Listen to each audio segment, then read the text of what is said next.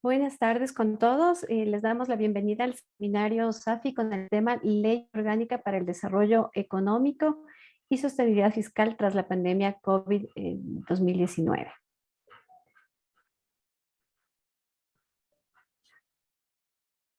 En la agenda de hoy vamos a revisar la nueva versión de SAFI Smart y qué es lo que hace SAFI Journey. Luego tendremos junto al ingeniero Alejandro Arellano el tema Ley Orgánica para el Desarrollo Económico y Sostenibilidad Fiscal tras la pandemia COVID-19. Después de la charla vamos a tener una ronda de preguntas y respuestas. Finalmente hemos preparado un sorteo para todos los presentes a esta charla, por lo que les pedimos mantenerse hasta el final. Les agradecemos mantener sus micrófonos apagados durante la presentación. SAFI, siempre pensando en innovar, pone a su disposición la nueva versión de SAFI Smart y tal como habíamos conversado en el último seminario, contamos con nuestra nueva versión de SAFI Journey.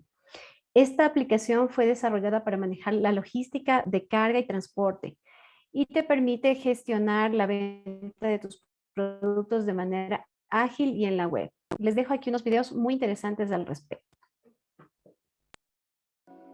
¿Se te dificulta tener la información cuando no estás en la oficina? ¿Te gustaría automatizar los procesos de tu empresa? ¿Sabes por qué tu negocio necesita una aplicación móvil? Las respuestas a estas preguntas las encontrarás aquí. ¿Quieres saber cómo hacerlo?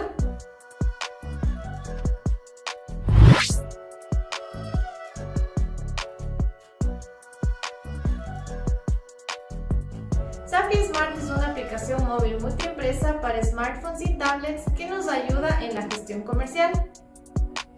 Con SAFI Smart tú puedes tener información de clientes, cobranza, consulta de productos y servicios con imágenes, emite proformas, prefacturas y facturas, eventos para gestionar entradas y salidas con geolocalización GPS y un tablero de estadísticas. SAFI Smart se integra con SAFI ERP para el envío de la información.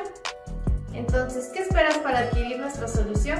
Ponte en contacto con nosotros y recibe una demostración de SAFI Smart sin costo.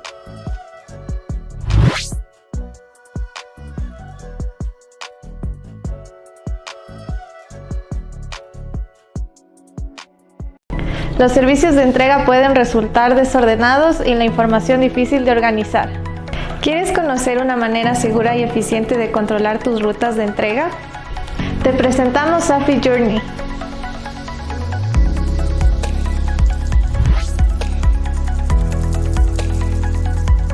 SAFI Journey es un sistema integrado que controla la logística del transporte de carga, desde la bodega hasta la entrega al cliente final, incluyendo toda la documentación del viaje y los gastos. SAFI Journey está formado por dos aplicaciones, SAFI Journey App y SAFI Journey Web. SAFI Journey Web permite el registro y reporte de vehículos, conductores, clientes y rutas de entrega.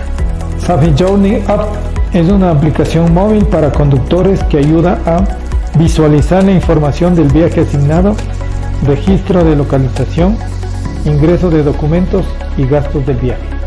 SAFI Journey permitirá registrar la información mediante archivos, imágenes y textos, facilitar la administración de los recursos, generar informes detallados de rutas, conductores, vehículos, clientes, entre otros, disminuir errores, problemas y pérdidas de información, controlar la ruta con geolocalización mediante actividad. Contáctanos y descubre más sobre SAFI Journey.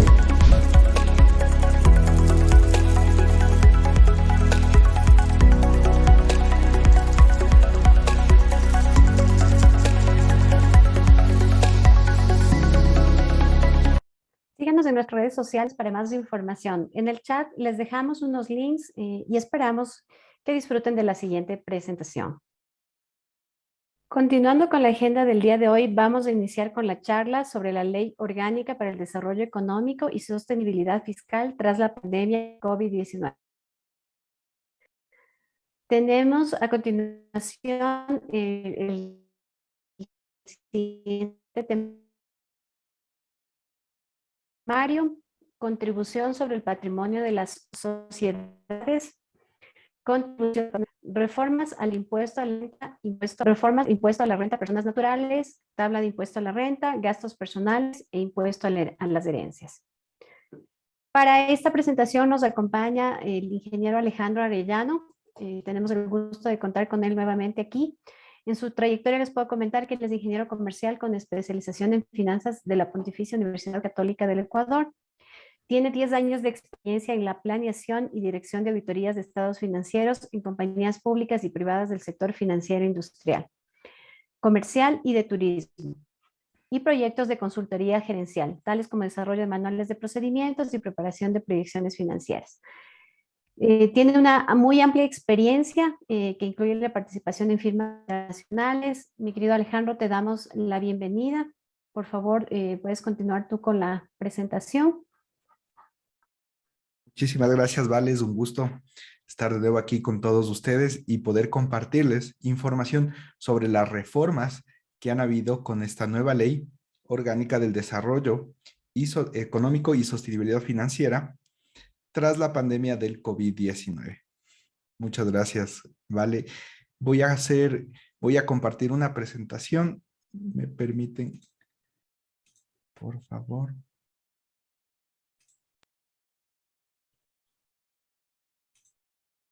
Nada más pedirles hasta que Alejandro inicie su presentación, por favor que mantengan sus micrófonos apagados. Si tienen algo que consultar al final, les vamos a dar un espacio para preguntas y respuestas. Muchas gracias.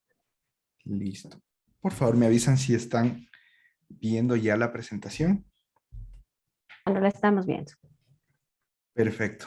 Bueno, vamos a iniciar con esta charla y recordemos que todos cuando pensamos que Guillermo Lasso iba a entrar a ser presidente del Ecuador, pensamos que también iba a haber una economía un poco más libre. Sin embargo, con las reformas que hemos visto aquí en la Ley de Desarrollo Económico, y bueno, conociendo también el gran déficit fiscal que tenemos, obviamente tuvieron que tomarse algunas decisiones y sobre esto vamos a ver qué cosas nos ayudan y qué cosas realmente también nos están afectando y que nos van a hacer pagar una mayor cantidad de impuestos al fisco. Listo. El primer punto que nosotros vamos a tratar sobre estas reformas es sobre las contribuciones temporales que tenemos que pagar tanto las sociedades como las personas naturales. Nos vamos a centrar inicialmente en la contribución que deben hacer las sociedades sobre su patrimonio. ¿Quiénes son sujetos al pago de esta contribución? Todas las sociedades que realicen actividades económicas con un patrimonio neto al 31 de diciembre del 2020 igual o superior a 5 millones de dólares. Pagarán esta contribución en el año 2022, es decir, hasta el 31 de marzo de este año, y se hará otro pago hasta el 31 de marzo del año 2023. Como podemos ver aquí, tenemos una tabla ilustrativa de cuál es el valor que tendríamos que cancelar. Es decir, si una compañía tiene un patrimonio al 31 de diciembre del 2020 de 0 a 4.9 o 4.999.999,99, estará exento del pago de este impuesto. Sin embargo, si una compañía supera este valor, tendrá que pagar por la totalidad una contribución del 0,8% en estas dos fechas. Hay algo que realmente nos llamó la atención con la promulgación del reglamento. Y lo que nos llamó la atención es que incluyeron una parte que los primeros 4.999.999 estarán sujetos a una tarifa 0%. Inicialmente se puede pensar que solo sobre la diferencia, sobre el valor adicional, se está pagando este valor adicional de contribución. Sin embargo, inclusive a varios clientes o a varias empresas que están dentro de los que pagan, les llegó un correo en el cual se especifica y se aclara que esto es únicamente para las empresas que tienen menos de 5 millones de dólares. Por ende, todas las empresas que superen este valor tendrían que pagar el 0,8% por la totalidad. Otra cosa que es muy importante tomar en cuenta es que esta contribución aplica para empresas públicas, misiones diplomáticas, instituciones sin fines de lucro. Y en el reglamento adicionaron que tampoco aplica para las compañías holding o tenedoras de acciones. Ya vamos a ver cómo esto también nos va a aplicar en la contribución para personas naturales, pero es importante tomar en cuenta esto. ¿Por qué? Porque la idea es que no se duplique el impuesto que se va a pagar, sino que realmente las compañías operativas, las de primer nivel que están realizando transacciones, sean aquellas que paguen esta contribución. Esta contribución también es importante saber que puede estar sujeta a facilidades de pagos por 6 meses. También tomar en cuenta que no es crédito tributario de impuesto a la renta, ni tampoco es un gasto deducible. Y hay que tomar en cuenta que si se hizo un pago parcial, será sancionado con una multa del 20% del monto determinado. Y si no se presentó y no se pagó, será sancionado con un recargo del 50% del valor determinado más los intereses que corresponden. Es muy importante tomar en cuenta también ciertas aclaraciones que hicieron en el reglamento. Aquí incluyeron que las sociedades que a la fecha de publicación de la ley realizaron actividades económicas, es decir, generaron ingresos y con un patrimonio al 31 de diciembre del 2020 igual o superior a 5 millones, ahí especifica también el casillero 698 total patrimonio, son las que deben pagar esto. Y algo también muy importante que se agregó y que es importante tomar en cuenta, que va a ser también motivo de discusión con los auditores o en el registro contable con las administraciones, que a través de lo que dice este párrafo, sí hay un cambio en la forma como deberíamos contabilizar esta contribución en nuestros estados financieros. Porque dice, en caso de liquidación, la sociedad debe cancelar de manera anticipada las contribuciones correspondientes previo a su liquidación.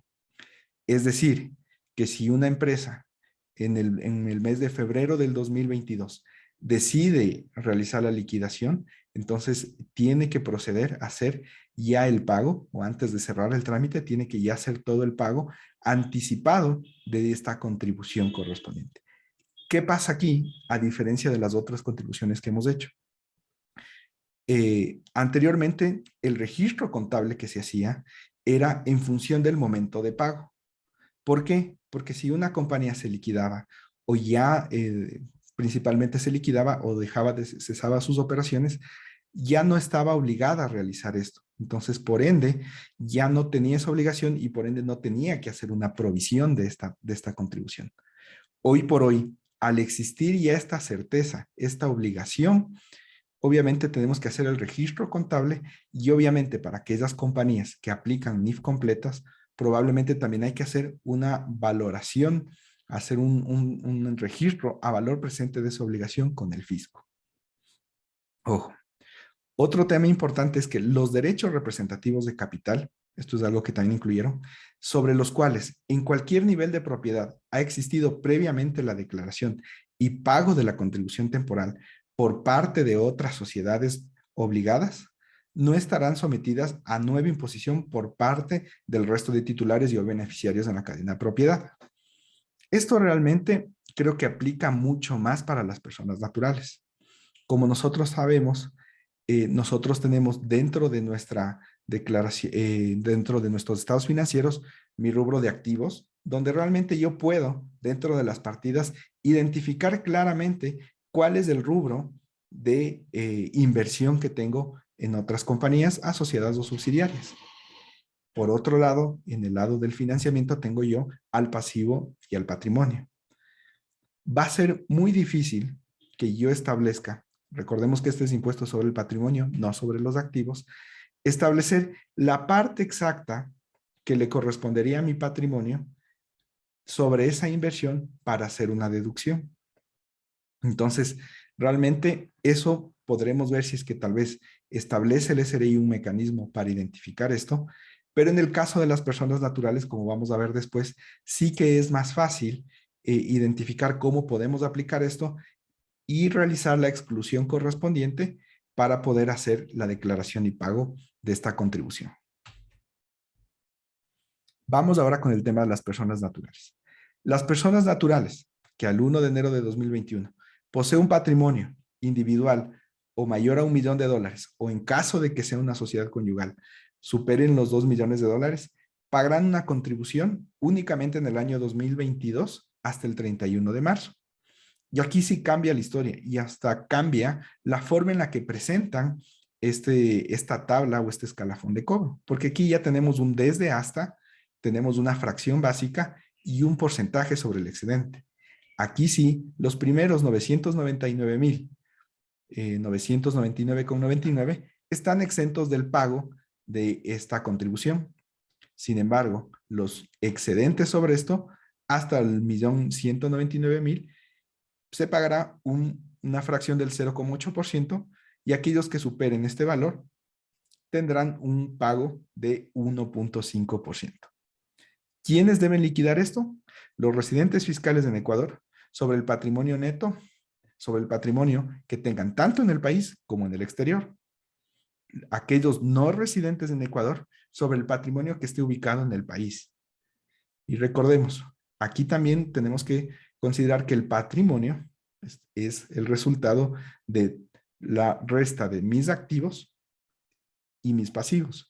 No se considerará aquí, en este caso sí, la existencia de pasivos con partes relacionadas, y eso sí hay que descontar, o a menos que se pueda realmente justificar que tiene una razón de ser. Otra cosa importante, no es crédito tributario ni gasto deducible para estas personas naturales, y también puede ser sujeto a facilidades de pago de hasta 6 meses. Es importante tomar en cuenta las aclaraciones que hace el reglamento, porque realmente si la declaración es individual y la tabla solo estaba mostrando un rango, para la sociedad conyugal se quedaba en el aire cómo ellos podían utilizar este mecanismo para declarar, y cada una de las personas se beneficia de este rango de $1.000.000 exento. Para esto, lo que el SRI ha establecido es que cada uno de los cónyuges tiene que presentar su declaración, pero incluyendo únicamente el patrimonio que le corresponda a esa persona como sociedad conyugal, y obviamente tendrá que adicionar el caso de que tenga patrimonio que no esté dentro de la sociedad conyugal y que eso únicamente le pertenezca a esa persona. Entonces, así cada una de las partes va a presentar una declaración en la cual se puede beneficiar de esta fracción exenta. En el caso de las acciones, lo que nos explica es que los derechos representativos de capital se van a valorar o se mostrarán para el cálculo de esta contribución a través del BPP, es decir, el valor patrimonial proporcional que yo tengo en una compañía. Esto realmente las compañías deben a sus socios entregar un documento que les muestre cuál es el incremento o reducción patrimonial que tienen, o el valor de mercado en los casos que aplique. Es decir, para personas que tengan acciones que cotizan en bolsa, como Supermaxi, como Holcim u otras, lo que voy a tomar no es el valor patrimonial proporcional, sino yo me voy a ceñir al valor de mercado que tuvo esa acción al 31 de diciembre del año 2020. Por otro lado, también hay una posibilidad de que se tenga una rebaja en el pago de esta contribución. Sin embargo, aquí creo que también tal vez no consideraron bien el procedimiento, pero ¿qué es lo que establecieron? Dice que puede beneficiarse por un descuento de la base imponible en un monto equivalente al 5% promedio de su impuesto a la renta causado en los años 2018, 2019 y 2020, pero lo que dicen es sin que la deducción supere el 5% del valor total a pagarse. Entonces, aquí vemos que por un lado, la deducción va a ser máximo de un 5% de la base imponible, pero que debemos nosotros evaluar que esto no supere el 5% del valor total a pagarse. Entonces hay que, en este caso, pues se podría hacer una referencia circular. Si hacemos una simulación, lo que tenemos que hacer es establecer mi contribución base. Si yo cumplo con también lo que establece de que puedo yo acceder a esta deducción siempre y cuando ya haya entregado mis declaraciones patrimoniales a tiempo y haya liquidado mi impuesto a la renta a tiempo. Considerando esto, yo podría tomo una base actual, calculo el promedio, hago esta deducción, veo que no supera el 5% de la base imponible y posteriormente veo que tampoco supere el 5% del valor total a pagar. En función de eso, yo me podría tomar esta deducción. Es muy importante estar seguros de que se haya cumplido con el tema de la declaración y el pago a tiempo. Caso contrario, no me podría yo beneficiar de esta deducción. ¿Qué cosas no se deben considerar para esta contribución? Pero nos establece que para evitar, y en cierta manera es para generar un poco de justicia en el pago de esta contribución, se debe eliminar el BPP de los derechos representativos de capital que el sujeto pasivo, posea en sociedades que en cualquier nivel de propiedad haya ya realizado el pago de la contribución temporal, como sociedades. Debemos de excluir estos derechos representativos de capital también correspondiente a empresas holding, porque obviamente estas empresas son principalmente tenedoras de acciones y que a su vez sus subsidiarias o asociadas debieron haber cancelado ya esta obligación. Como dice, siempre que sea posible verificar que las sociedades en propiedad holding o tenedora de acciones hayan realizado el pago de la contribución temporal. ¿Qué va a pasar en este caso? Las personas naturales que tengan acciones, o sea, generalmente una persona natural cuando hace su declaración patrimonial, directamente hace únicamente o reporta el valor patrimonial proporcional de las acciones en las cuales él está directamente como accionista. Sin embargo, yo podría ser accionista de una compañía holding. Esta compañía holding puede ser, a su vez, ser accionista de otra compañía holding y de otras compañías operativas. En este caso, lo importante o qué mecanismo deberíamos tomar es elaborar un listado de todas las compañías, pero ya a nivel operativo, en las cuales indirectamente o directamente yo estoy siendo accionista y confirmar de aquellas en las cuales sí hubo una cancelación de esta contribución. De aquellas que no hubo la cancelación de esta contribución, directamente deberé yo proceder a incluir dentro de esta declaración para el pago de la contribución. Por otro lado, también no se deberá considerar para el cálculo de esta contribución el valor de los inmuebles que estén, y esto es muy importante recalcar, inscritos en el ministerio, principalmente debería ser de ambiente, que mantengan bosques primarios y zonas de diversidad ecológica, que por su preservación y conservación ambiental cuentan con limitaciones para su explotación.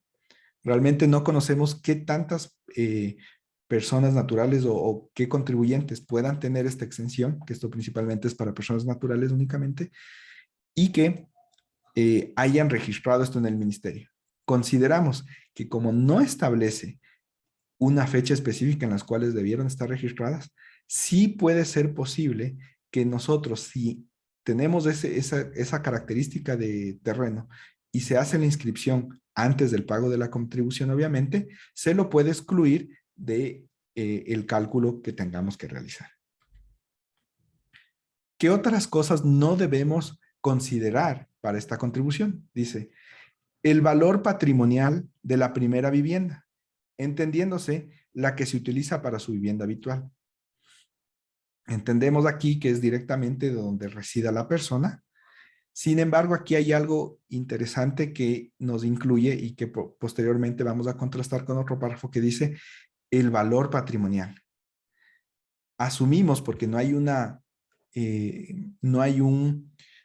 en algún lado una referencia de lo que específicamente lo llamen a los bienes inmuebles como valor patrimonial, pero entenderíamos que si yo adquirí un inmueble en $250,000, por ejemplo, y yo tengo un crédito directamente relacionado a ese inmueble por $150,000, el valor patrimonial que yo debo deducir para este caso es este valor neto, es decir, los $100,000. $250,000 del costo del inmueble menos $150,000 del crédito, únicamente la deducción que yo deberé tomarme son $100,000, ya que ese es el valor patrimonial de esta primera vivienda. Así también tenemos el caso en el que nos establece las tierras agrícolas, que es el valor patrimonial de estas tierras agrícolas improductivas, que dice corresponderán a las superficies que sus condiciones naturales no pueden ser cultivadas y o se encuentren produciendo ningún tipo de activo biológico. También debemos excluir este tipo de inmuebles, este tipo de terrenos, pero obviamente considerar también que si hay un crédito relacionado, nosotros debemos reducir. También nos establece que estas deducciones que tenemos en el punto 3 y 4 no podrán superar los $200,000. Y que en el caso de la sociedad conyugal, esta deducción debe prorratearse en función de la proporción que le corresponde a cada uno. Como decíamos, de igual manera, como cada uno va a presentar una declaración patrimonial, cada uno debe llevarse una parte de estos beneficios. Ahora, una parte adicional, que es la que realmente nosotros podríamos, en cierta manera, tomar como una forma de beneficiarnos después, como decíamos en el caso de la casa, que tenemos una casa valorada en $250,000 con un crédito de 150,000 y que entendemos que valor patrimonial es 100,000, nos incluye un párrafo que dice, el valor de los bienes inmuebles corresponde a su valor comercial, que en ningún caso será inferior al valor que conste en el catastro municipal respectivo, con corte al 31 de diciembre del 2020. Es decir, que nos está diciendo que para valorar en cualquiera de las partidas deberíamos tomar ese valor. Nosotros, a criterio conservadoramente, pensamos que lo adecuado es que más bien tomemos este valor patrimonial. Sin embargo, tal como está este momento escrito esto, podríamos tomarnos de ese párrafo para deducirnos la totalidad de ese inmueble. Y otro párrafo importante que hay que considerar es que a efectos de establecer la base imponible para esta contribución temporal, la valoración que debemos hacer a cada una de las partidas de bienes que tenemos debe estar en función de, hay una resolución que tiene emitida el SRI, donde establece la forma en la cual yo debo a cada partida de los, digamos, de los activos que poseo, deban valorarse para su presentación y que debemos tomar esos criterios para nosotros establecer estos valores. A excepción del tema de los derechos representativos de capital, que ya hemos visto cómo debemos considerarlos. Vamos ahora a ver ciertos puntos que realmente son importantes. Hay varias reformas que se realizaron sobre el tema del impuesto a la renta. Sin embargo, vamos a ver unas que consideramos importantes y que podrían ser aplicables y que nos podrían afectar a todos. Uno de los cambios importantes que también hubo es que se cambia la exención sobre la enajenación, sobre la enajenación, perdón, la enajenación ocasional de bienes inmuebles, en lo cual esta únicamente va a aplicar ahora para personas naturales y siempre que se trate de inmuebles que están destinados para su vivienda. Y especifica, ya que en muchas ocasiones de esto también está dividido, que se incluye los accesorios que son los parqueos, bodegas y otros similares que podrían estar incluidos dentro de esta escritura para la venta de este bien inmueble. Y que esta persona no se dedique recurrentemente a este giro de negocio. Entonces, hoy por hoy, únicamente el beneficio de un ingreso exento por la enajenación ocasional de inmuebles es para personas naturales y con esta excepción, o sea, es únicamente para vivienda.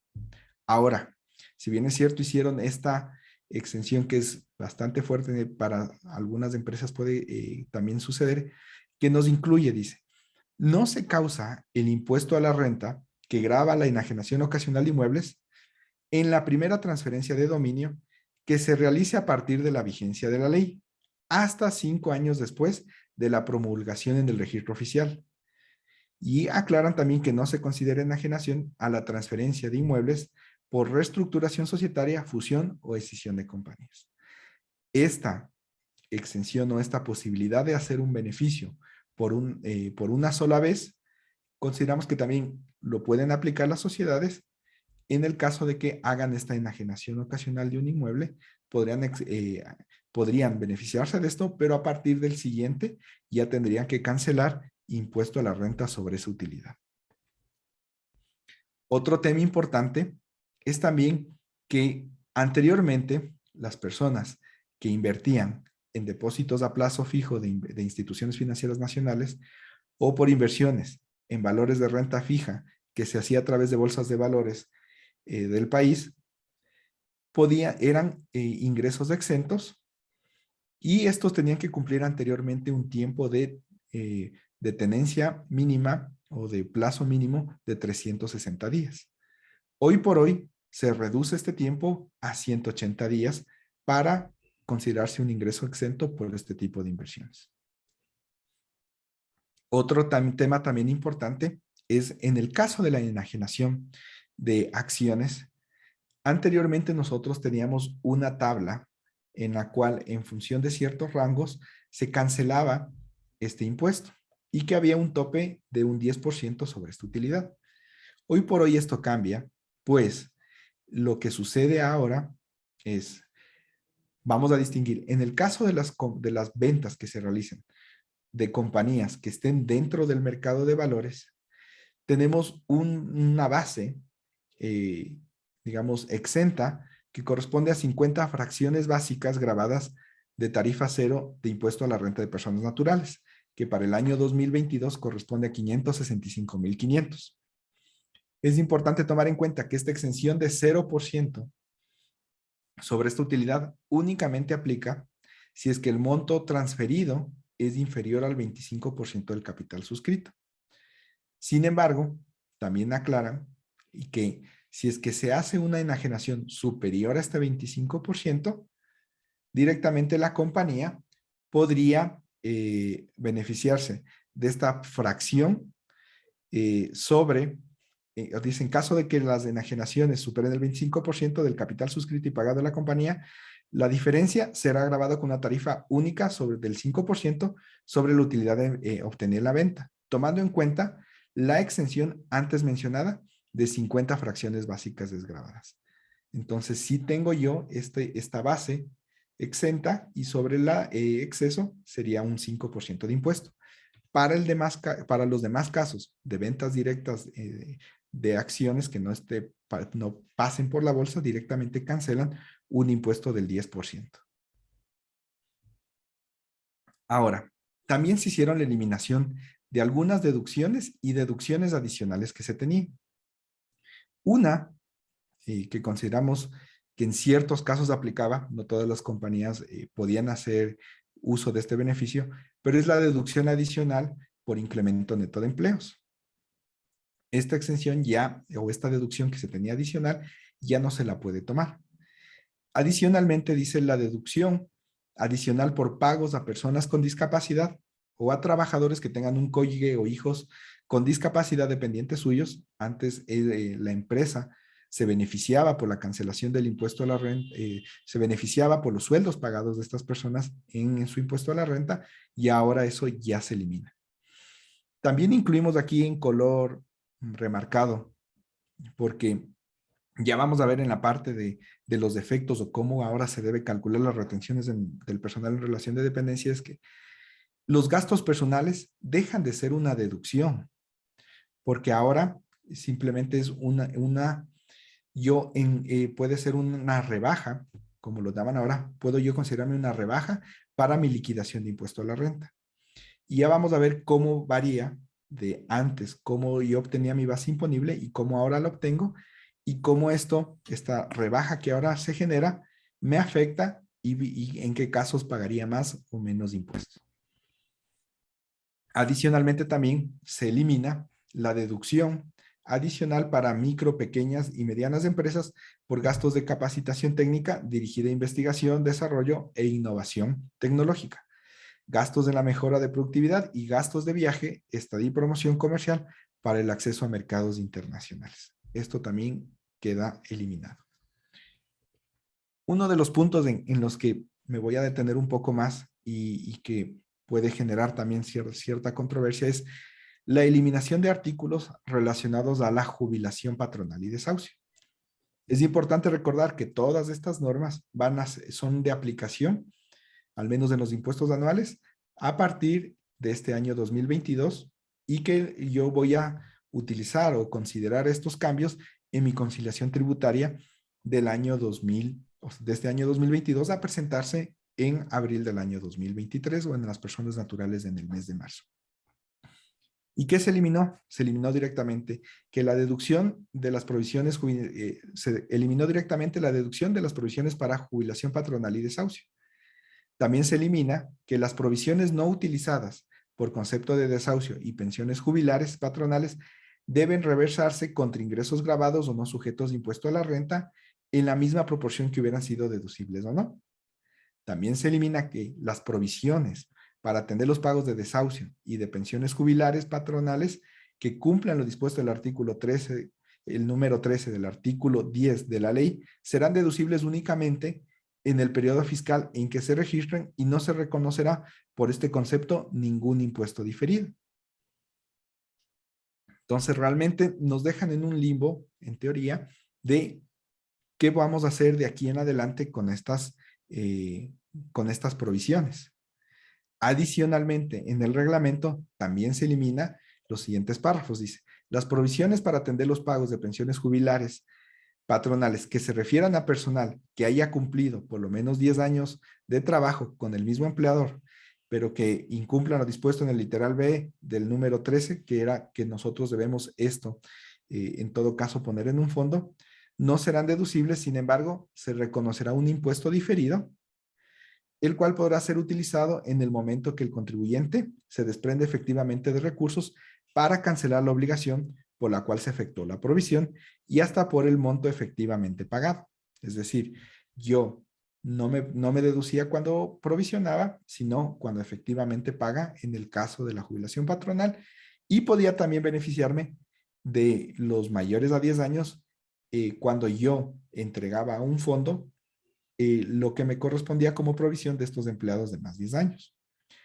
También elimina el párrafo sobre las pensiones, las provisiones por pensiones jubilares patronales que se refieren a personal que no haya cumplido por lo menos 10 años de trabajo con el mismo empleador, aun cuando cumplan la condición prevista en el literal B del número 13 del artículo 10 de la ley, estas no serán deducibles y tampoco se reconocerán un impuesto diferido por este concepto. Entonces, al eliminarse todos los artículos sobre jubilación patronal, realmente lo que podemos nosotros llegar a concluir es que nunca va a ser deducible la jubilación patronal y el desahucio y que tampoco debería reconocer un impuesto diferido porque tampoco me da algo específico sobre este tema.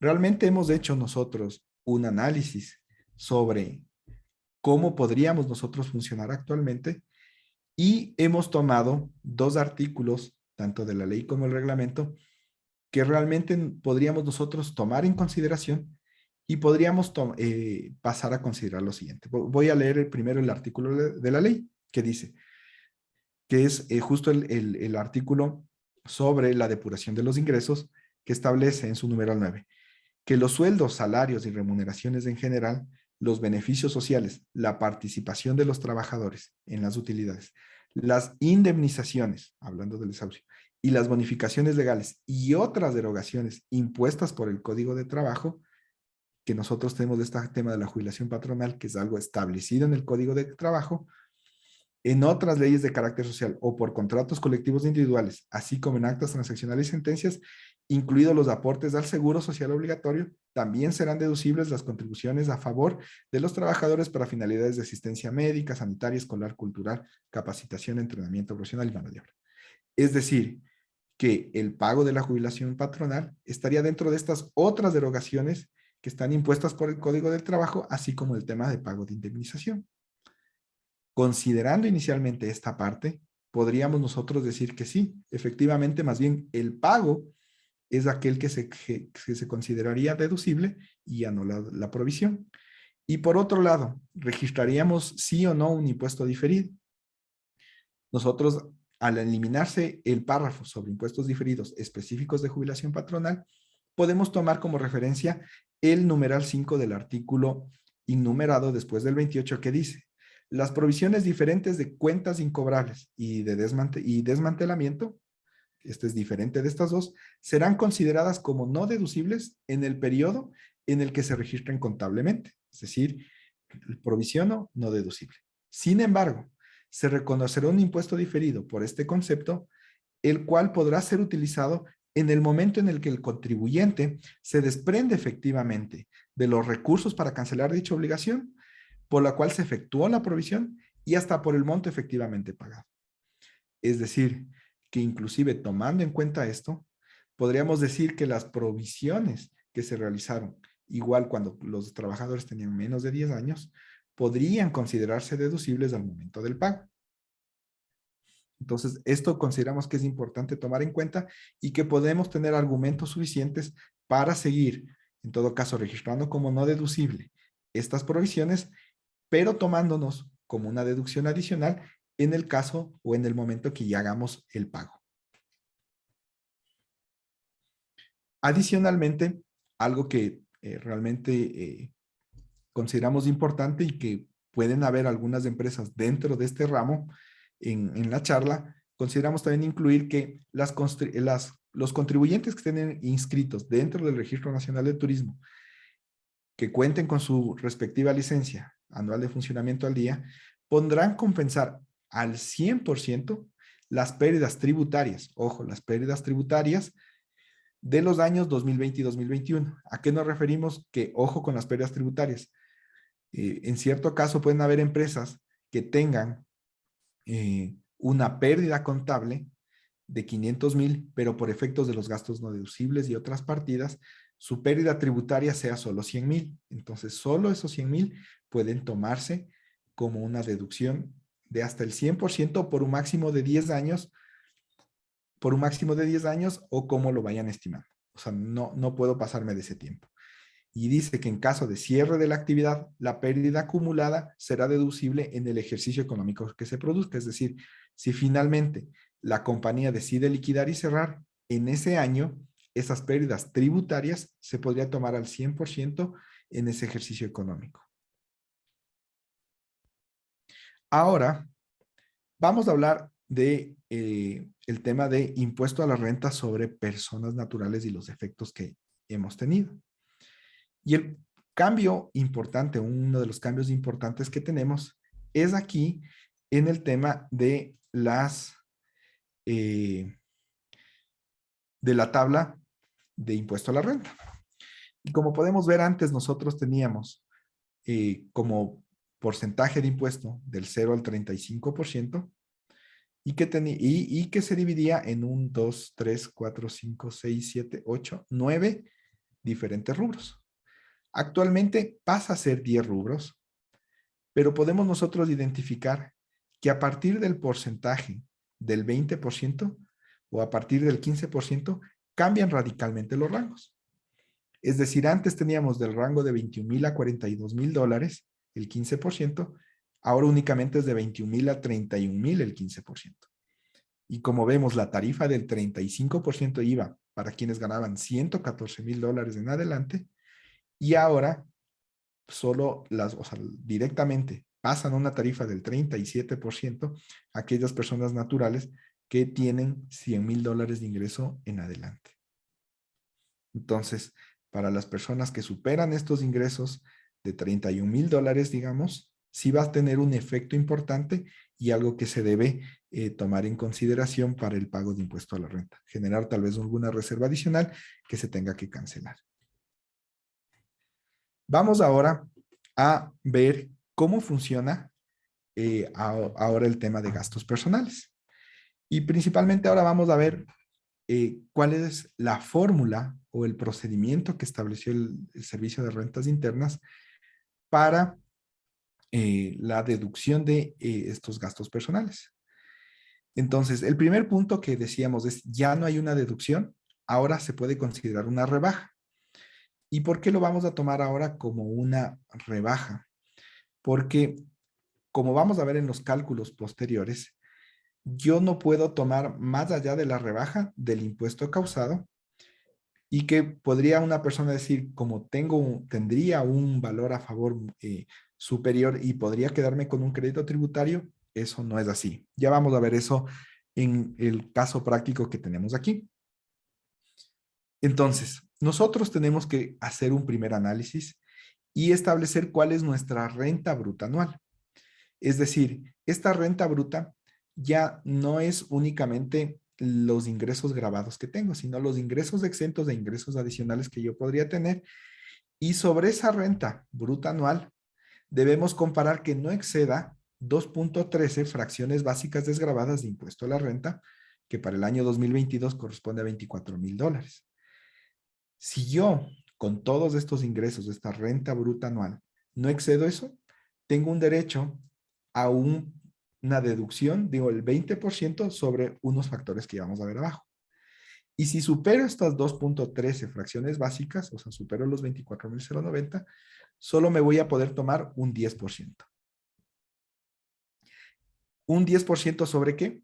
Va a ser el valor menor entre los gastos personales declarados en el periodo fiscal anual, es decir, el anexo de gastos personales que ahora todas las personas van a estar obligadas a entregar, y el valor de la canasta básica multiplicado por 7, que a diciembre del año 2021 es de 715, y que multiplicado por 7 nos da un valor de 5,005. Es importante aquí notar que, bueno, realmente va a ser complicado para las compañías a diciembre poder establecer directamente cuál es el valor final de la deducción, porque la canasta básica, el valor de la canasta básica generalmente se publica a finales de mes. Entonces, realmente, cualquier diferencia que se pueda generar de este impuesto a la renta finalmente tocará a las personas naturales. Si hay una diferencia de valor a pagar, tendrán que hacer su respectiva liquidación de impuesto a la renta ya con el valor definitivo de la canasta que esté publicado.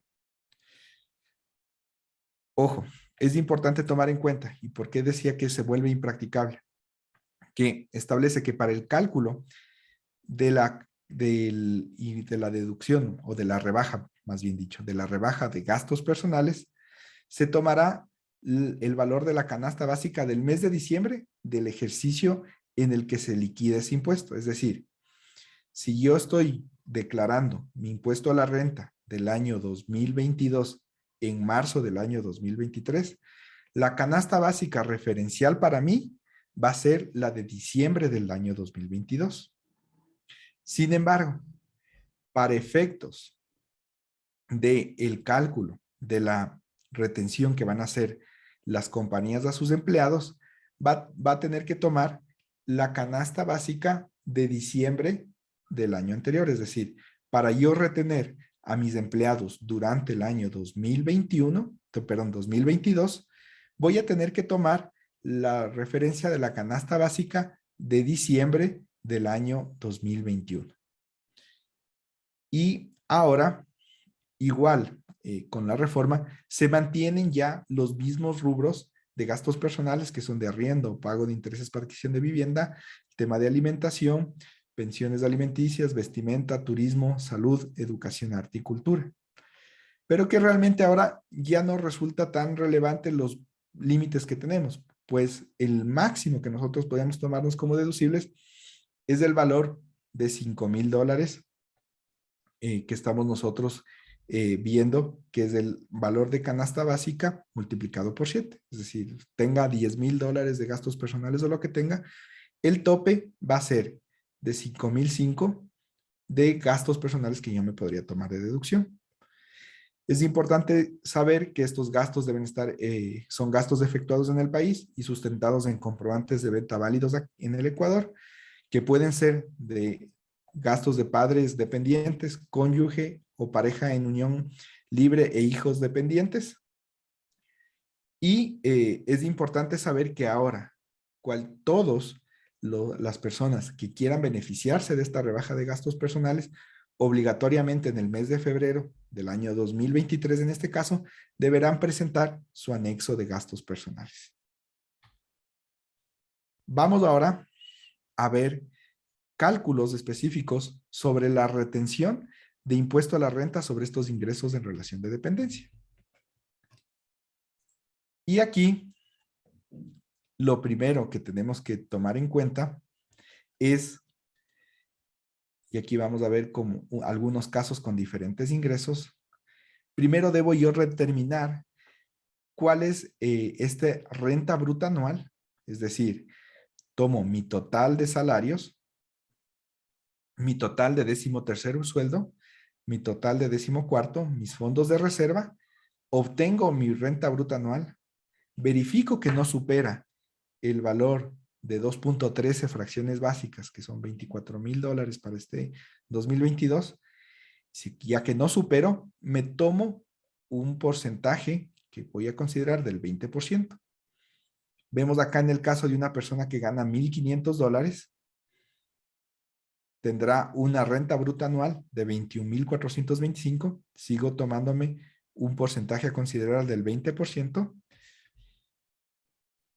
Una persona que gana $2,000 ya supera esta base, llega a los $28,000. Por ende, tengo una deducción ahora del 10%.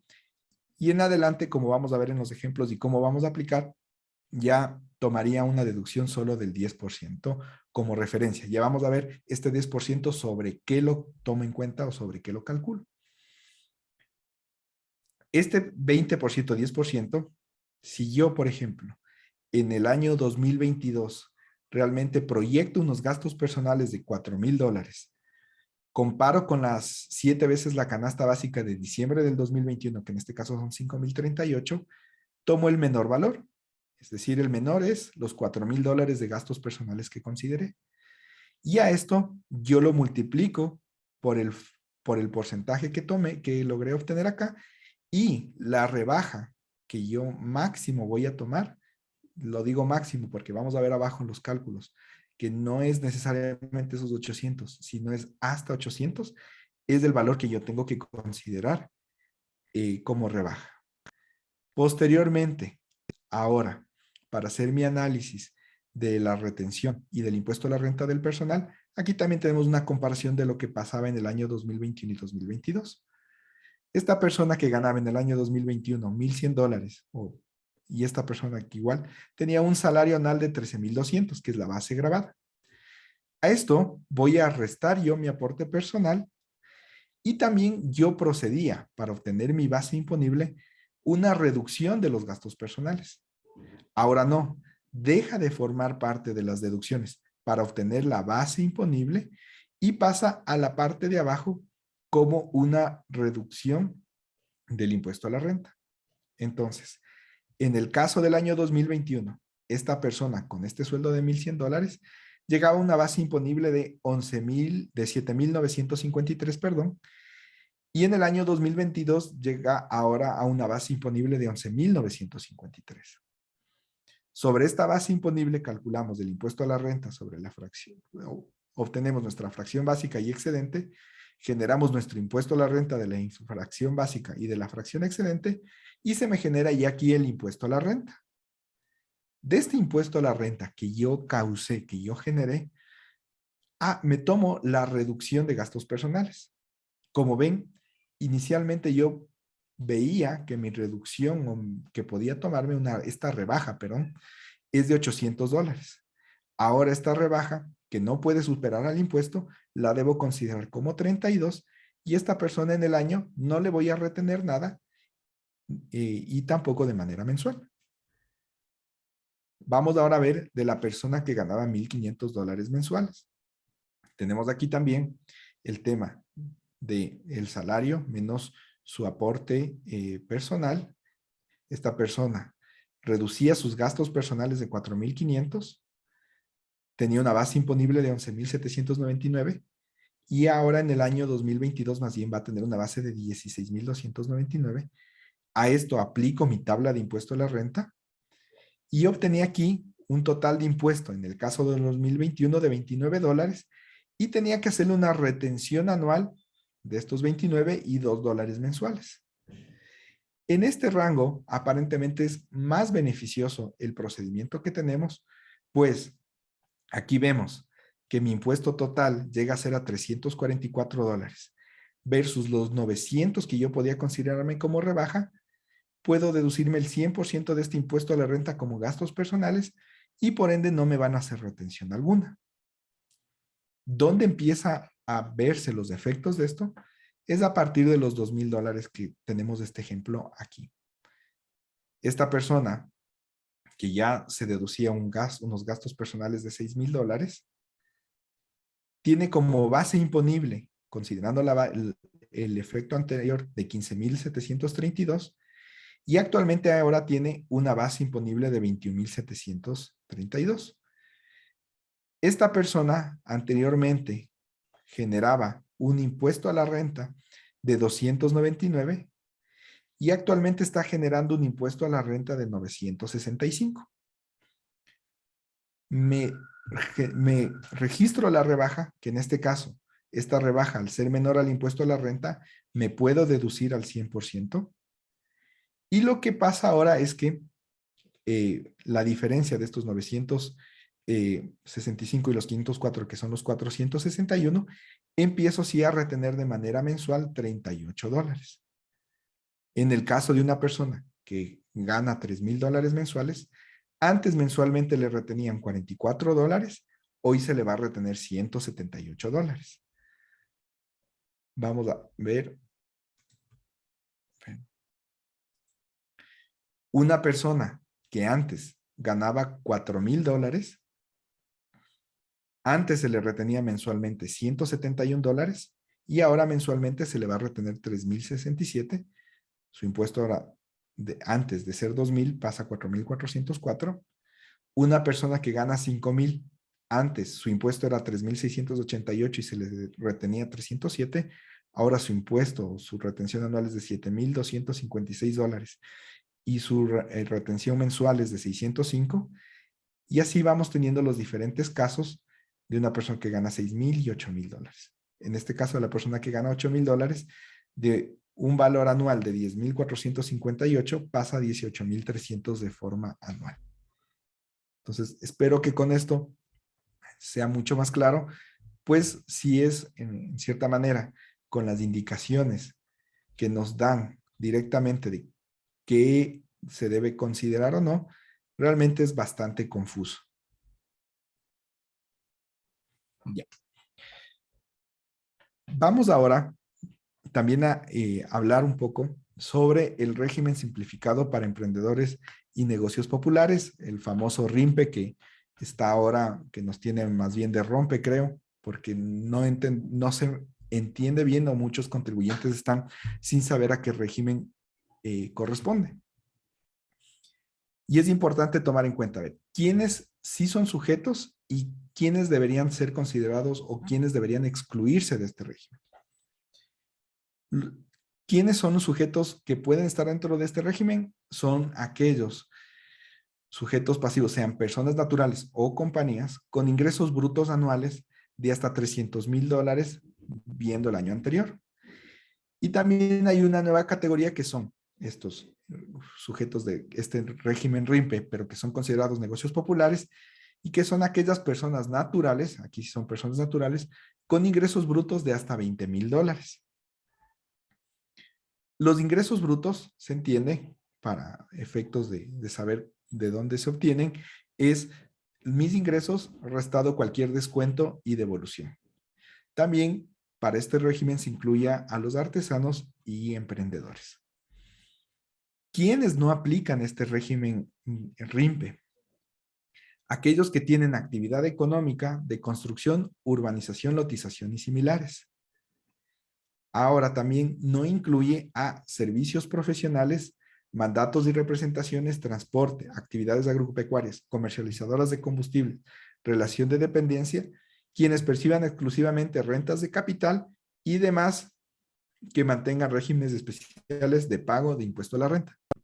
Realmente en el reglamento tampoco han especificado adicionalmente esto, pero a diferencia de lo que veíamos en el régimen de microempresa, sí es importante tomar en cuenta que aquí especifica que temas de servicios profesionales ya no es solo en el caso de personas naturales, sino también podrían ser en las compañías. Entonces hay que tener bastante cuidado de a quién le puedo aplicar las retenciones o incluye o debería ser régimen RIMPE y quién no.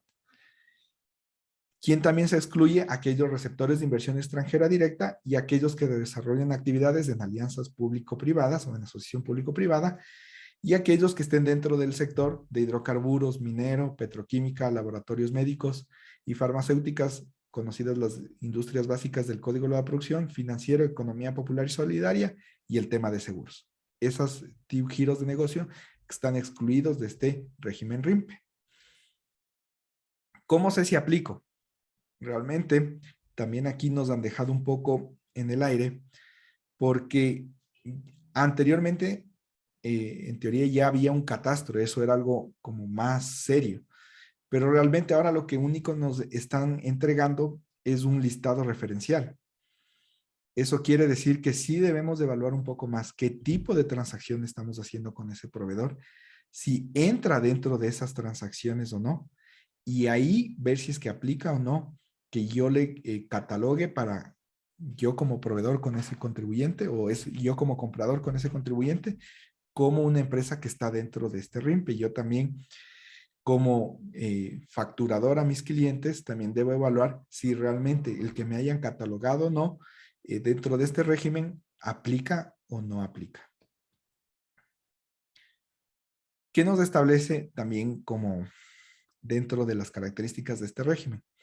Dice que es obligatorio por el plazo de 3 años, es decir, quienes ingresan dentro de este régimen estarán obligatoriamente por 3 años, contados a partir de la primera declaración de impuesto en el que el sujeto perciba pasivo, si es que el sujeto pasivo supera los $300,000, estos deberán, y aquí vamos a ver algo que en realidad podría generarse una discrepancia entre lo que se incluyó en la ley y en lo que está en el reglamento,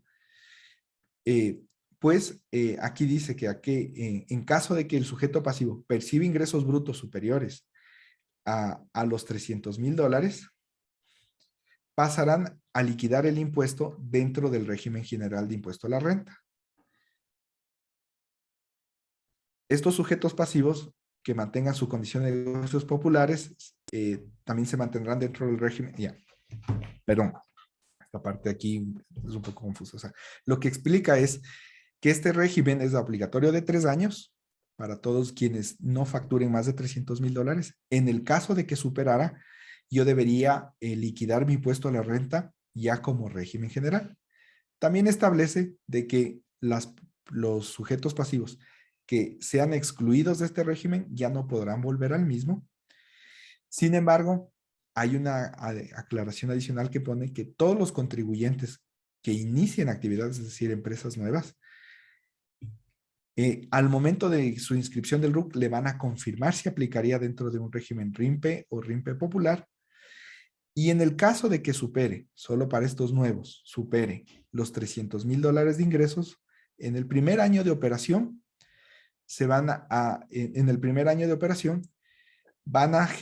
pasarán a ser RIMPE al siguiente año, y que en este año, digamos que supero, digamos en el inicio de actividades en el año 2022, supero los $300,000, deberé liquidar mi impuesto a la renta sobre la tarifa máxima del RIMPE, que es de este 2%. Y en el reglamento adicionalmente también incluye que dice, cuando un contribuyente sujeto al régimen registrar ingresos superiores a los previstos para el mismo, permanecerá en el régimen bajo el cumplimiento de las obligaciones simplificadas dispuestos para el mismo. Y su exclusión se efectuará a partir del primer día del ejercicio anual siguiente. El impuesto a la renta en estos casos se declarará, liquidará y pagará aplicando las reglas y tarifas previstas para el régimen RIMPE. El excedente del monto de ingresos generará el pago conforme el tipo marginal previsto para el último rango de la tabla progresiva prevista para este régimen.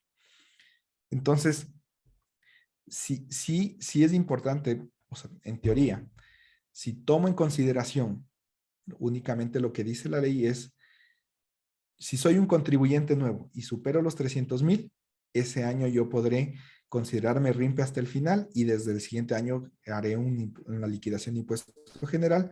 Si soy una empresa ya anterior al 2021, supero los 300,000, directamente tendré que hacer régimen general. Sin embargo, en el reglamento dicen y no especifican si son solo los nuevos o los antiguos que deberían aplicar el régimen general realmente desde el siguiente periodo. Entonces, es importante ver qué normativa secundaria vayan generando donde este año para ver que en los casos que superemos los $300,000 o nos mantenemos en el RIMPE o deberíamos liquidar las obligaciones, principalmente el impuesto a la renta, pues las otras seguiremos siendo semestrales, pero ya bajo el régimen general. ¿Cuáles son las tablas o cómo se liquidan el impuesto a la renta en los dos casos?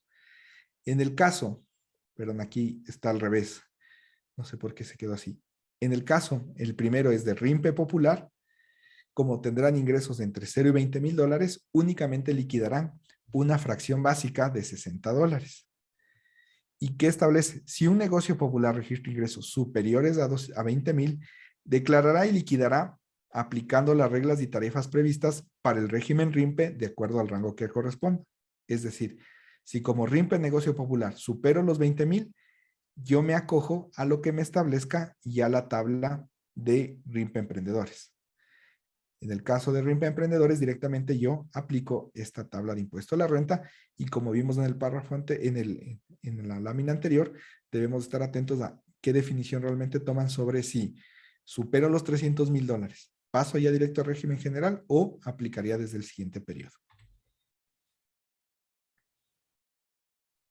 ¿Cómo debo liquidar yo este impuesto? El impuesto será de liquidación anual hasta el 31 de marzo de cada ejercicio fiscal.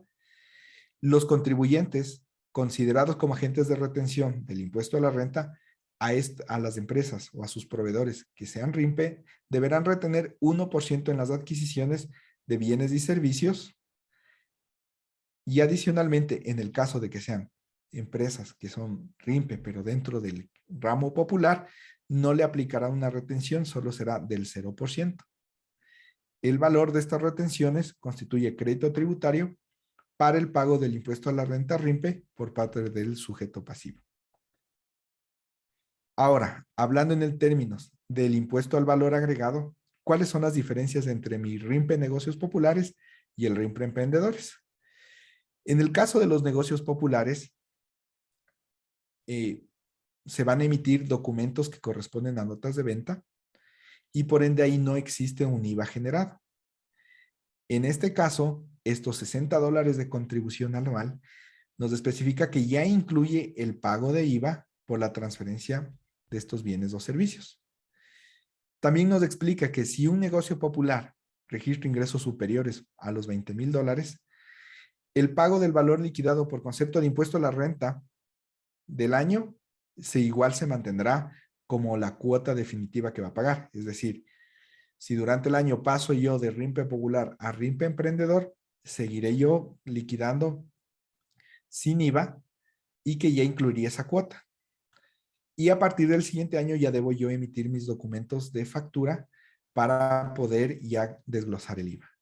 También dice que si el contribuyente considerado como negocio popular realiza actividades excluyentes de este régimen, en las personas naturales esto es más común, que puede que tenga una actividad que sí sea considerada dentro del régimen RIMPE popular, pero que a su vez preste servicios que no estén dentro de esto. Puede ser una persona que tenga una pequeño bazar papelería y adicionalmente arriende un inmueble, o que preste servicios profesionales y tal vez venda un tema de equipo electrónico o ese tipo de cosas.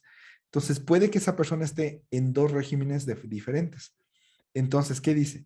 Si el contribuyente considerado como negocio popular realiza actividades excluyentes de este régimen, se mantendrá en este régimen, pero respecto de las actividades que no comprenden el tema del RIMPE popular, presentará declaraciones semestrales de IVA. Entonces, si alguien fue nombrado RIMPE popular y considera que no debe estar dentro de ese régimen, no necesita hacer un cambio, sino cumplir sus declaraciones normales, facturar como corresponde. Sí va a ser un poco más tedioso porque deberá conversar con su proveedor y decirle, sí, me incluyeron dentro de este régimen, pero estas actividades no corresponden, por ende, recíbeme la factura tal cual porque son servicios profesionales, porque es un arriendo, y por ende, voy a facturar con IVA, trata como regularmente son estas transacciones, y yo deberé declarar estos impuestos de manera semestral. Por otro lado, en el caso de RIMPE Emprendedores, las contribuyentes bajo este régimen deben gravar, declarar y liquidar el IVA por la prestación de estos bienes y servicios, y esto realmente debe ser de manera semestral y debe emitir aquí sí los comprobantes de venta que corresponden a facturas. El IVA generado en la aplicación del régimen debe ser liquidado y pagado de manera semestral en base al 9º dígito del RUC, como venían haciendo las microempresas, o sea, en el mes de julio y en el mes de enero. Únicamente aquí, ahora sí, el IVA. Dice, el contribuyente podrá presentar declaraciones mensuales del impuesto en los periodos que así lo requiera. Esto tendríamos que ver en qué casos específicos sí sería un requerimiento tal vez del servicio de rentas internas o de la persona que tenga que liquidar mensualmente, pero abre la posibilidad de que también haga declaraciones mensuales y que en todo caso también luego haga las declaraciones semestrales. ¿Qué me dice? Que si yo, por ejemplo, en el mes de marzo quiero hacer una liquidación de este IVA, tengo que acumular los meses de enero, febrero y marzo, y después en el mes de julio, en la semestral, acumular únicamente los meses que estarían pendientes. Ok. Eso sería todo. Creo que es un resumen de las principales cosas realmente en lo que iba elaborando, y si es que así los participantes desean, podemos hacer una parte 2 donde vamos a ampliar algunas otras cosas adicionales que también afectan al tema del régimen RIMPE, beneficios de impuesto a la renta, el tema de las herencias que hace falta, pero creo que es bastante información y más bien podemos dar paso tal vez a preguntas y ver si es que la mayoría desea, y podemos hacer una parte 2 sobre el resto de las nuevas reformas que hubo con esta ley. Muchas gracias, Alejandro. Muy gentil por tu participación, por tu presentación, bastante interesante y claro, como tú dices, es bastante extenso. Me parece bueno, con gusto de que hagamos una segunda parte para la información que nos hizo falta analizar. Y te comento que, bueno, pasando ahora a la parte de preguntas y respuestas, tenemos algunas ya inquietudes de parte de la audiencia y ya te voy a ir leyendo para Claro, que con las gusto. vayamos contestando con gusto, sí. Sin embargo, como siempre pedimos, por favor, su gentil apoyo para que nos ayuden con una pequeña evaluación del presente evento que van a ver este momento en sus pantallas para que nos puedan apoyar como les indico con esto que es importante para nosotros. Y enseguida vamos a empezar con las preguntas y respuestas. Por favor, si las van escribiendo, como les digo, yo las voy a ir leyendo para que Alejandro nos vaya contestando. Entonces, primero su gentil apoyo con la encuesta, por favor. Y no olviden que después de las preguntas y respuestas, con las personas que queden como asistentes, no se vayan. Tenemos un sorteo de 2 premios por la acogida y la participación que han tenido el día de hoy.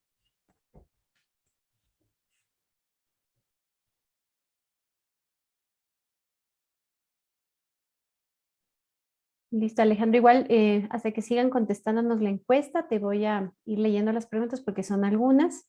Claro. Tenemos una primera pregunta de parte de Norma Rengel. Muchas gracias por participar.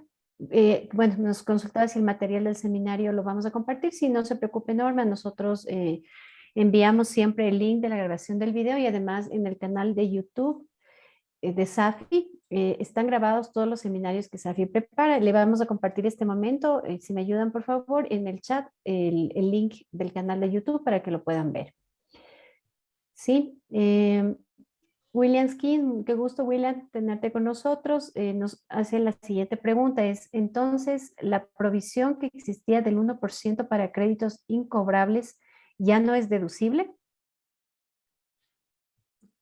O sea, en el tema de lo que es créditos incobrables, no sería deducible en el momento o sea, esos límites ya se dejaron de establecer porque realmente cambió la normativa y ahí establece que cuando yo realmente, por un lado, decido dejar de hacer yo mi, derecho de cobranza y ya voy a dar de baja esa cuenta por cobrar porque realmente ya la compañía quebró, tengo algo, puedo ya hacerme deducible ya esa baja de esas cuentas por pagar. Entonces ahí es el tema del tema de los incobrables del uno. Generalmente nosotros antes teníamos que la deducción que teníamos para incobrables era el 1% de la cartera vigente y el 10% del total de la cartera. Esa parte de la normativa sí ya cambió. Ya, perfecto, listo, gracias Alejandro. La siguiente inquietud de Iván Ramírez dice, buenas tardes, si tengo menos de los 5,000, ¿qué pasa? Me imagino que esta parte, no sé Iván, si me vuelve a escribir en el chat, corresponde al tema de los ingresos deducibles de persona natural, me parecía. Los ingresos y los deducibles. Ujú.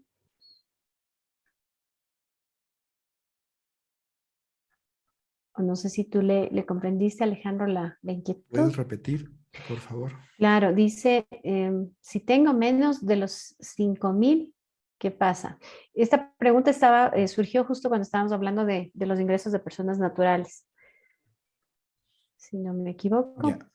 En el caso, Ujú. a ver, si vemos en el caso de personas naturales. Perdón. Sí, Buenas claro. tardes. Sí, era referente a los gastos deducibles de los gastos personales. Ok. Sí, en el tema de gastos Gracias, Iván. personales, si yo, digamos, tengo gastos personales de 14,000, 20,000 o lo que sean dólares, mi límite va a ser las 7 canastas básicas que va a publicar el INE, que es decir, los 5,040 dólares para este año. Entonces ya nos pusieron ese tope, entonces puedo yo tener más, o sea, X cantidad de gastos, pero no, mi tope va a ser los 5,005 que va a ser para este año. Lo que sí es importante es que para yo tomarme esa deducción de hasta los 5,000 dólares, obligatoriamente ya voy a tener que hacer mi anexo de gastos personales. Ok, muchas gracias. Ya, perfecto. Gracias, Iván, a usted. Siguiente inquietud de Mario Vega. Buenas tardes. En la fórmula de cálculo para impuesto a la renta en relación de dependencia, ¿se mantienen las rebajas por discapacidad y tercera edad? Veamos esa parte. Para personas naturales, esa rebaja, déjame confirmarlo porque esa parte no la topamos hoy.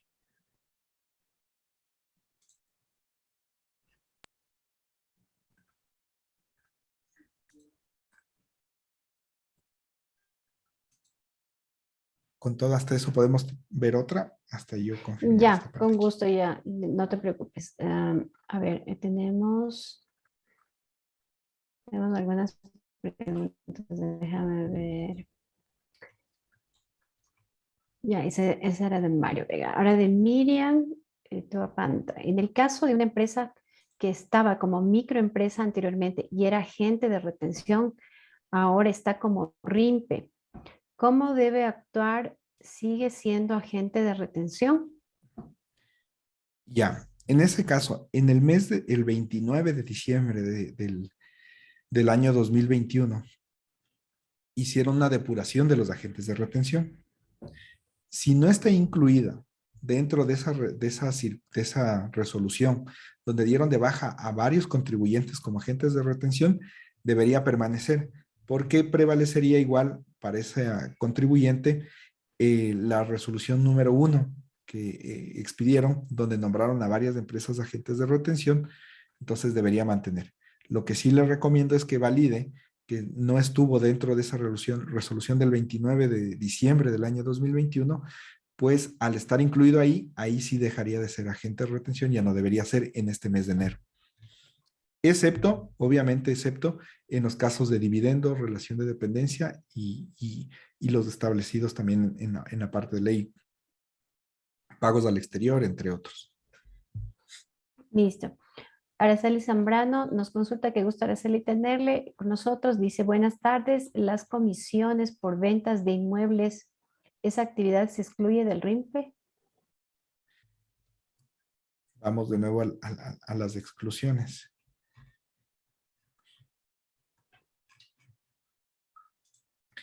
Estamos aquí. Se excluyen servicios profesionales, mandatos y representaciones, transporte, actividades agropecuarias, comercializadora de combustible, relación de dependencia, quienes perciban exclusivamente rentas de capital y demás que mantengan regímenes especiales de pago de impuesto a la renta.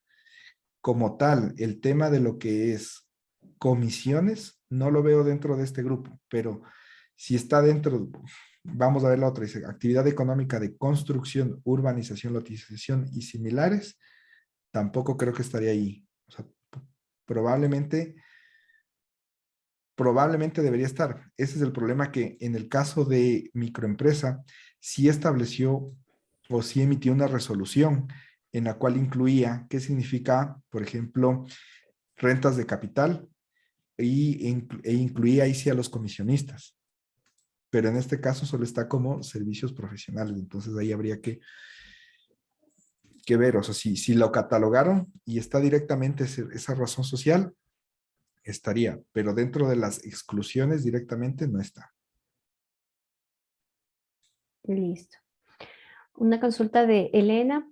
¿Las personas con calificación artesanal se excluyen o cómo se manejan ahora ellos? No, aquellos que son artesanos y tienen esta calificación, sí son sujetos al régimen RIMPE. Y si es que le incluyeron, entonces debería pegarse a este régimen. Perfecto. Otra inquietud tenemos, dice, los formularios publicados en la web del SRI para la declaración de impuesto a la renta de personas naturales están vigentes, pues no contemplan casilleros para todas las nuevas reformas actuales. Sí, ese es un gran problema que estamos teniendo y que justamente en eso estamos también nosotros elaborando una plantilla para que sea más fácil el llenado de este formulario. Porque este formulario ahora inclusive le pide al trabajador que haga su propio cálculo de la retención que debería hacerse. Antes, ¿qué es lo que pasaba? Directamente el empleado llenaba más bien los gastos personales. Déjame ver, inclusive más bien para ver si es que podemos ahí incluirlo.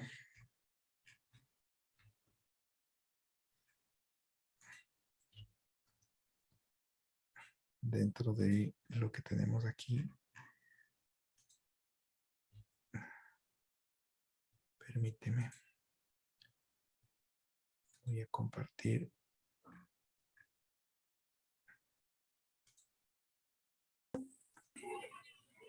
Me avisan, por favor, si lo están viendo. Ahí estamos viendo, Alejandro, ¿sí? Ya, entonces, ¿cómo está este formulario ahora? Tenemos aquí total de ingresos con este empleador. Aquí, como vemos, e incluye una cajita, dice, corresponde a la remuneración mensual unificada, sueldo, salario según corresponda por el tiempo en la institución en el periodo 2022 y sumar a ello la 13ª y 4ª remuneración y otros ingresos exentos, no descuente el valor del aporte al IES. Entonces, por un lado, a veces las personas se preocupan porque dicen, creo que me van a hacer gravar, inclusive por el 13º y 14º. No, esto únicamente es para saber en qué rango están y van a tener la deducción del 20% o del 10%. Luego, ¿qué es lo que me pide acá? Y en realidad aquí, yo no sé por qué, pero de gana incluyeron diferentes rubros de gastos personales, porque finalmente mi tope va a ser o sea, ya no tengo límites específicos para cada uno de estos rubros y ya no son los 14,000 sumadas las diferentes fracciones o que en el caso de salud únicamente era en el que me puedo ir a tope, sino voy a llegar al menos para el año 2022 hasta $5,005. Entonces aquí la persona realmente puede poner lo que sea, pero ya tenemos los topes. Pero luego en este formulario, que realmente para la parte contable es importante que tengan firmado y todo, porque va a ser el, el comprobante o también va a ser respaldo de las retenciones que van a hacer, dice rebaja de impuesto a la renta, dice rebaja de impuesto a la renta por gastos personales proyectados. Y le piden aquí más bien al contribuyente que registre en función de la nota 2, donde le dice, a ver, establezca usted mismo cuál es la rebaja que usted podría tener dentro de los impuestos. Y como vemos, es un cálculo que si realmente para las personas que se dedican a la parte contable ya causó un poco de confusión, para las personas naturales como tal o para los empleados va a ser un poco más complicado. Pero sí, o sea, esto lo que estamos queriendo es automatizar un poco con los datos de nómina que ya se tiene, poder cargar esto. La proyección de gastos, eso sí directamente es la información que tiene que dar el contribuyente y en función de esto, establecer aquí un cálculo automático en función de esto y esto, cuál puede ser mi rebaja que yo puedo tomarme. Entonces, sí, lamentablemente dejaron así el formulario. Tal vez lo importante era que dejen ingresos proyectados y total de gastos. Y a la interna se hace este cálculo, pero recuerden que necesitamos tener este documento firmado por cada uno de los empleados. Entonces, y hay que ver la forma de aquí incluir la fórmula correspondiente para que esto se calcule automáticamente. Pero este es el formulario vigente y es el que tenemos que ocupar. Ya, listo. Alejandro, tenía otra pregunta. Justo una persona, perdón, se me corrió. La pregunta dice, ¿el RIMPE sustituye al RICE? ¿Desde cuándo rige el RIMPE? Es para la declaración del impuesto del 2022 que será en el 2023.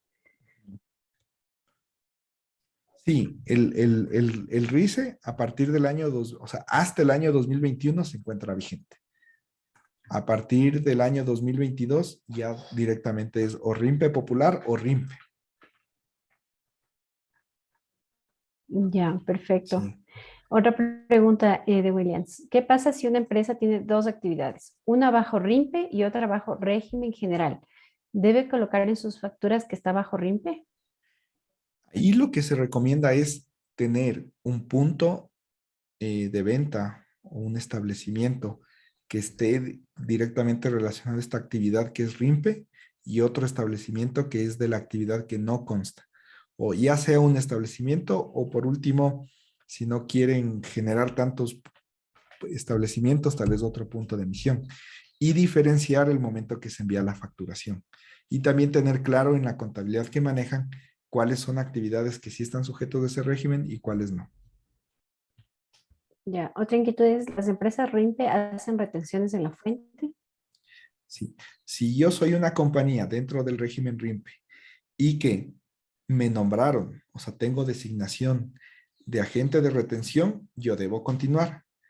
El único cambio que hubo, las empresas que están dentro del RIMPE y que no deberían hacer retenciones son, uno, las del RIMPE popular, que esas las que están en régimen RIMPE popular, esas sí no van a hacer retenciones. Por otro lado, que sea una compañía nueva del año 2022 y que por ende todavía no me nombran como agente de retención. Y la tercera, el que esté incluido dentro de esta resolución que salió a fines de diciembre del año 2021, donde fueron eliminando a ciertas personas dentro de los agentes de retención. Listo, otra consulta. En los negocios populares, si ya no facturan con IVA, ¿qué tratamiento debe darse al IVA en compras? ¿Se considera crédito tributario? No, ahí directamente, o sea, si yo soy un negocio, y obviamente esto solo aplica a personas naturales del RIMPE popular, entonces yo lo que debo hacer directamente es enviar ese IVA como un gasto. Y acuérdense que las personas que están dentro del RIMPE popular, si bien es cierto, tienen que controlar sus ingresos y egresos a manera de temas de seguimiento, como para poder saber cómo va su negocio, pero no tiene una obligación de declarar un IVA en compras y IVA en ventas. Y por otro lado, en los $60 que se paga, ya está incluido tanto impuesto a la renta como IVA. Perfecto. Una empresa calificada como RIMPE y que también está calificada como agente de retención, ¿sus declaraciones debe realizarlas mensualmente o semestralmente? ¿Me puedes repetir, por favor, la pregunta? Claro, con gusto. Una empresa calificada como RIMPE y que también está calificada como agente de retención, ¿sus declaraciones debe realizarlas mensualmente o semestralmente? No, principalmente debe serlo semestralmente. Lo que sí incluyen es que en ciertos casos de requerirse al contribuyente debe hacer una declaración mensual, pero solo en esos casos específicos que requiera o que el SRI lo pida por alguna razón, pero de ahí la obligación es de manera semestral. O sea, inclusive vimos una parte que decía,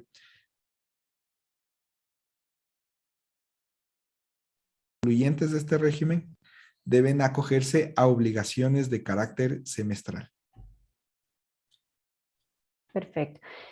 Otra inquietud. Una consulta, perdón, una institución sin fines de lucro con ingresos superiores a $300,000 que era microempresa, ahora pasaría a régimen general. A ver, una institución sin fines de lucro. Sí, justamente una institución sin fines de lucro con ingresos superiores a $300,000 que era microempresa, ahora pasaría a régimen general. O sea, es importante tomar en cuenta que las sociedades sin fines de lucro, principalmente lo que reciben son donaciones. Si realmente se constituyó como una organización sin fin de lucro, pero sí está realizando actividades económicas, entonces sí, ellas deberían liquidar porque superaron, digamos, estos $300,000 ya, deberían ya declarar sobre un impuesto de régimen general. Listo. ¿Al RIMPE emprendedores se les retiene IVA? Porque solo tengo conocimiento que se le hace retención del 1% de renta. Se le retiene el 1% en renta, pero se le retiene el IVA como a cualquier proveedor. Eso sí es como obligación. A la única organización o único tipo de proveedor que no le retendría es al RIMPE Popular. Pero yo debo cumplir mi obligación de agente de retención tanto en IVA como en fuente. Una empresa calificada como RIMPE que no está dentro del catálogo de agente de retención no emite retenciones y si tiene facturación electrónica, estas serán en 0 código 332. O sea, si yo no estoy calificado como agente de retención, no debo ni emitir 332, porque ya el hecho de emitir 332 es que soy un agente de retención. Entonces, si ya no estoy calificado como agente de retención, no debería emitir en ningún caso. Solo en los casos establecidos y específicos de la ley, que serían en el caso de dividendos, pagos al exterior, y otros casos puntuales que, a ver, déjenme ver aquí. Sí, lo puedo ver para no dejar esa información. Aquí tenía. Dame un segundito.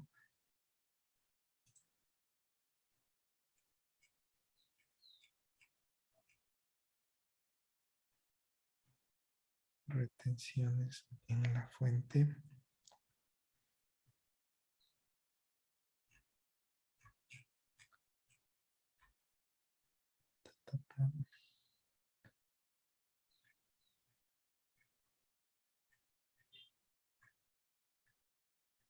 Distribución de dividendos en la enajenación de derechos representativos de capital, en los pagos y reembolsos al exterior y el tema de personal en relación de dependencia. En esos casos, si no estoy calificado como agente de retención, ahí sí debo practicar las retenciones respectivas. O sea, es obligatorio en esos casos. Listo. Bueno, y vamos a contestar una última pregunta que entró este momento. Dice, una empresa RIMPE que aplicará retenciones en la fuente en sus compras, debe declarar estas retenciones en forma semestral. ¿Podría repetirle, por favor? Perdón. Claro, una Distrae. empresa, perdóname, una empresa RIMPE que aplicará retenciones en la fuente en sus compras, debe declarar estas retenciones en forma semestral. Una empresa, pero una vez más. Una empresa RIMPE. No, no te preocupes. Ajá. ¿Una Verás, empresa RIMPE? RIMPE, que Ujú. aplicará retenciones en la fuente en sus compras, debe Ya, declarar estas retenciones de forma semestral. sí, sí. Mm, El ujú, único tema que cambia de forma semestral para el tema de RIMPE es en el caso del ICE. En el tema de del impuesto a los consumos especiales, eso sí lo tienen que hacer de manera mensual. Y el tema del IVA y de retenciones en la fuente, eso sí va a ser de manera semestral. ya, perfecto. Y bueno, perdona, pero tenemos una pregunta adicional que Sí, me dicen que había estado antes, tal vez me salté. Dice, disculpen la consulta, si una persona no llega a los 20,000 dólares y no consta en los listados del SRI, RIMPE ni RIMPE Negocios Popular, si su actividad es de insumos de primera necesidad. claro, Pero si no- no lo incluyeron, ajá, lamentablemente no podría incluirse. Entonces tendría que esperar que directamente le notifiquen o le incluyan dentro de estos listados que, como vemos, son igual ujú, referenciales ujú, para que puedan, porque igual realmente para que luego pueda ir a una imprenta y que le pongan la leyenda o para poder incluir eso en los documentos electrónicos y todo eso, sí debería estar directamente, al menos incluida en los listados referenciales. listo, Entonces, listo entonces. probablemente, tal vez si no está para el año 2022, es probable que en el año 2023 lo incluya. Perfecto. Listo, entonces, bueno, no tenemos más inquietudes. Sí, yo justamente la pregunta que quedó ahí Qué pendiente, pendiente. sí, esa, déjame, yo quiero confirmar bien para no decir nada de memoria. Y creería que en esos casos, de esas deducción, la deducción que sí se eliminó fue el tema de las remuneraciones adicionales para compañías del personal que es con discapacidad o que tiene dependientes de personal con discapacidad. Pero para las personas naturales directamente ese beneficio sí debería mantenerse. Solo quiero confirmar bien si eso no fue derogado y si le tomamos el nombre yo le puedo responder directamente a esa persona para que tenga esos datos. Listo. Esta persona que nos escribió, por favor, si gusta, puede enviarme la consulta. Le voy a dejar ahí mi correo para que le podamos contestar con todo gusto. Sí, les dejo mi correo en el chat. Por favor, si me ayudan con eso, para que pongan mi correo. Listo. Como les habíamos indicado, vamos a agradecerles muchísimo por su participación y queríamos participarles de un sorteo que tenemos de 2 premios para los asistentes a la Vale, charla. antes de, tal vez es posible Cuéntame. hacer, tal vez no sé si el polo. Hay algunas cosas adicionales que fueron parte de la reforma, que claro, no están incluidas porque como ven, sí es bastante extenso. Entonces, ver si es que desean hacer una parte 2 y la vamos programando con todas las otras modificaciones que hubo de la ley. No te preocupes, Alejandro, con todo gusto. Ujú. Yo voy a organizar este tema. Lo podríamos hacer para las siguientes semanas, lo más pronto Ya, posible, cuando tú estés disponible y con gusto les participamos a todos nuestros clientes e invitados. perfecto. Así lo manejaríamos. Excelente.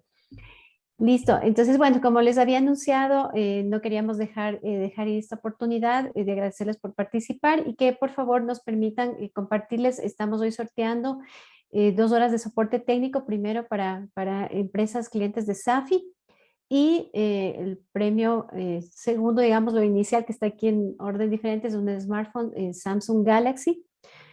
Vamos este momento a hacer un sorteo y va a aparecer en la pantalla. Ya les vamos a compartir el nombre de la empresa y persona que está representando a esa empresa, primero para el premio de 2 horas de soporte técnico. Pues por favor, les pido que nos acompañen unos minutos más.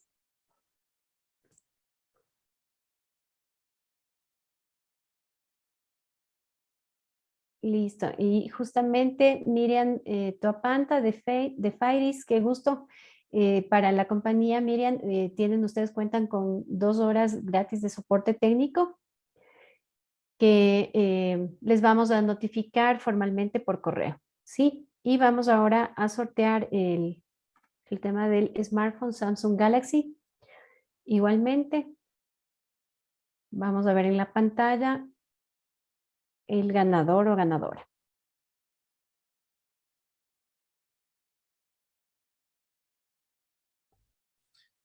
Me podré ganar yo también. Esperemos que sí. Veamos si te ganas, Alejandro. Entonces, y bueno, como les decíamos, no se preocupen, vamos a organizar una segunda parte. Igual, si hubo inquietudes, las podríamos solventar en ese momento. Felicitaciones para Daniela Guerrero del Colegio Lector. Has ganado el celular. Nos pondremos en contacto para hacerte entrega del premio. Listo, entonces. Gracias por haber participado. Muchísimas gracias, Alejandro, a ti por un tema tan importante y tan interesante. Queremos invitarles igual a que ustedes continúen unos minutos más, vean un video que nosotros hemos igual preparado para ustedes con respecto a información de SAFI ERP. SAFI ERP Web es nuestra última versión del sistema con los beneficios que vamos a detallar en el siguiente video y les esperamos en una siguiente oportunidad que seguramente va a ser la segunda parte de esta charla. Muchas gracias y que tengan una feliz tarde. Vivimos en un mundo tecnológico donde podemos conectarnos desde cualquier lugar y a cualquier hora. Y con un solo clic acceder a toda la información que queramos. Por esa razón traemos SAFI ERP Web.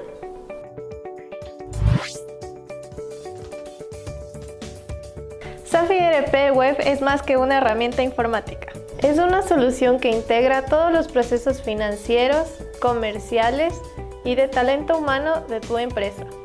Todos en un solo lugar, la nube. Así puedes acceder a toda tu información las 24 horas del día, desde cualquier lugar, de una forma fácil, segura y eficaz. SAFI ERP Web asegura la información de tu empresa al 100%, protegiendo los archivos y creando respaldos automáticamente. Puedes acceder a esta solución desde tu computador, tablet o celular, sin la necesidad de ningún programa sofisticado. Puedes acceder a SAFI ERP Web desde cualquier sistema operativo, Windows, Mac o Linux. Con SAFI ERP Web lleva el control de la contabilidad, procesos de compra y venta, facturación electrónica, roles de pago, utilitarios de tu empresa y más. Además genera más de 200 reportes estándar y reportes prediseñados según las necesidades de tu empresa. Comuníquete con nosotros Y conoce más sobre SAFI ERP Web.